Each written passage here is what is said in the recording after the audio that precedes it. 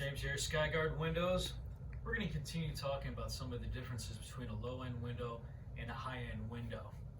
So, not all windows are created equal. Most homes you walk into, it's a single piece of glass. Not very energy efficient, doesn't do anything to reduce sounds propagating through the window. So what the industry did is they said, well, two pieces of glass is better than one, and you create a dead air space. That by itself is an insulator, which means that the window is going to be more energy efficient.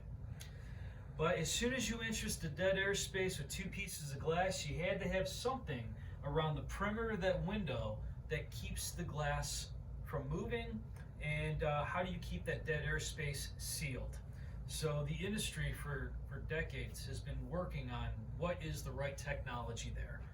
And again, most window companies, they understand that the average homeowner is going to live in their home for 7 to 10 years before they move. The business model is you sell a window, if it lasts 15 years, great, the next homeowners are going to buy another set of windows. And that's fine. I mean, there's a place for that in the marketplace. But as a savvy consumer, would you rather have something that may or may not last 3 to 15 years, or would you rather have something that you know would last a true lifetime, so you had the ultimate peace of mind? Here's where we start talking about spacers in categories.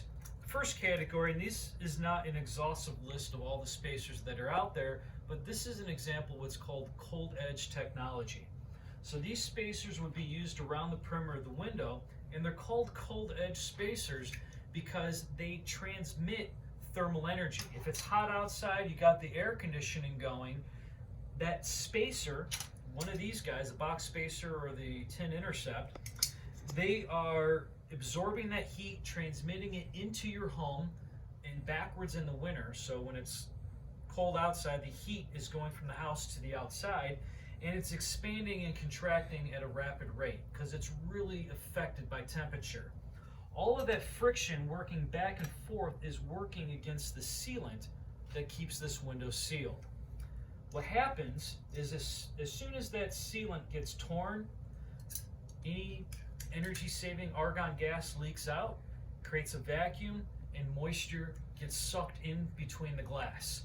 It condenses, and now it's looked like it's rained between the two pieces of glass, and there's nothing you can do to clean that up.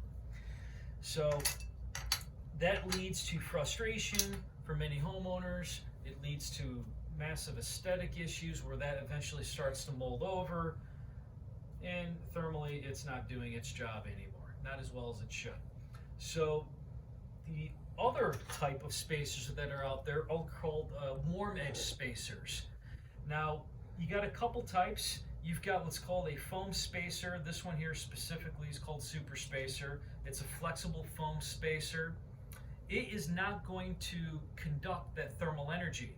You can have this in a cup of ice water, and it's not sweating above and condensing.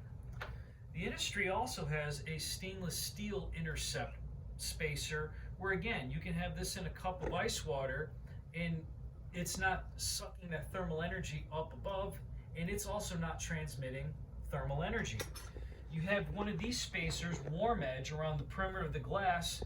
It really doesn't matter what the temperature is outside or inside, what season it is. It's not transmitting that thermal energy through the glass into the home or out of the home, and it's not doing that massive expansion and contraction which will tear the seal. Won't get into the weeds. There's all different types of seals out there, but with warm edge technology, they're typically running with a good seal, and you can look forward to a minimum 40-year life expectancy of high performance out of your window, if not as many as 125 years with warm edge technology.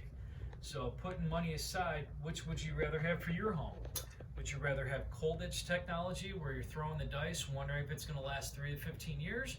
Or would you rather have the peace of mind of something that's guaranteed to last a minimum 40, if not 125 years?